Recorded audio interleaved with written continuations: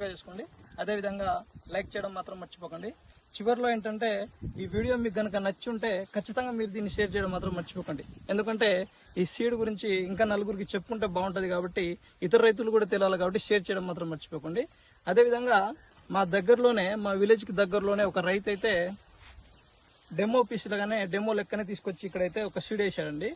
శ్రీనాథ్ వాళ్ళది చాలా బాగున్నాడు. దీనికోసం అయితే ఎక్కడెక్కడి నుంచో 100-200 కిలోమీటర్ దూరం నుంచి కూడా కార్లు వేసుకుని, టాటా సిమోలు వేసుకుని అయితే రైతులు చూసేస్తా ఉన్నారు. ఈ రోజు కూడా మహబూబాద్ దగ్గరలో నుంచి రైతులు అయితే వచ్చారు. వాళ్ళ అభిప్రాయాలు ఏంటి, ఈ సీడ్ గురించి ఏ విధంగా ఉందనేది అయితే వాళ్ళని అడిగి తెలుసుకుందాం. ఈ సీడ్ యొక్క ప్రత్యేకత ఏంటి, ఈ సీడ్ ఎంత దూరం వేసుకోవాలి, ప్రతి ఒక్క విషయం మనం నీట్గా మాట్లాడుకుందాం. వీడియో కొంచెం లెంత్ ఉంటుంది కానీ పూర్తిగా చూడడానికి అయితే ప్రయత్నం చేయండి.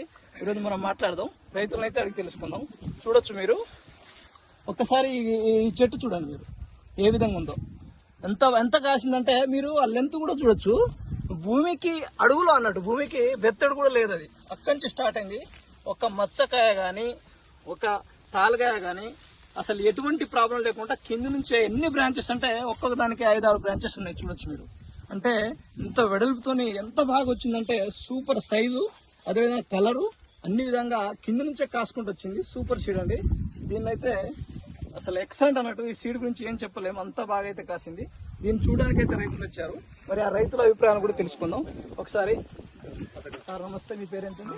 నా పేరు లావడి నవీన్ అండి. మాది బయ్యారం. మేము బయ్యారం నుంచి వచ్చాము.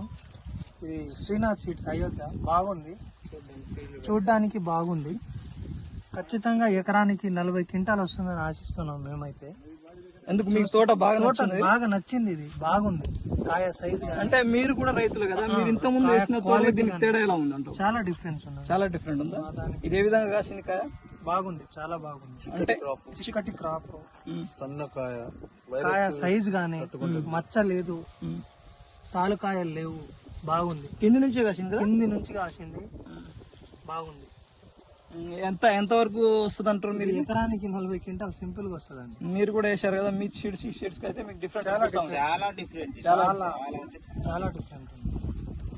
ఇప్పుడు 10-15 క్వింటాలు రావడం కష్టం. చాలా డిఫరెంట్ ఉంది, బాగుంది. బాగుందా? పెద్ద అంచు చాలుకి 32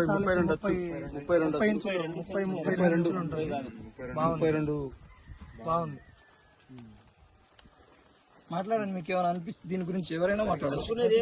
నెక్స్ట్ ఇయర్ ఖచ్చితంగా పక్క మేము ఇదే చేస్తాం, వేరేది ఏం లేదు. బాగుంది, పక్క బరాబర్ 4 ఎకరాలు ఉన్నాయి మాకు. బరాబర్ ఇదే ఎంచుకొని దీన్ని వేద్దామని ఆలోచన ఉంది. నెక్స్ట్ ఇయర్ మాత్రం చూసినా కూడా దీని ఇదే 40 ప్యాకెట్లు ఇదే తీసుకుంటాండి.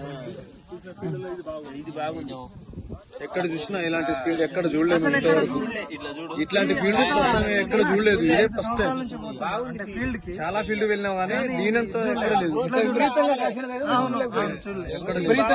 చాలా ఊర్లో పోయినాం మేము. ఇక్కడ నుంచి నర్సంపేట, ఒక్క తాలు ములుగు దగ్గరలో పోయినాం ఒకసారి, అక్కడ కూడా లేదు.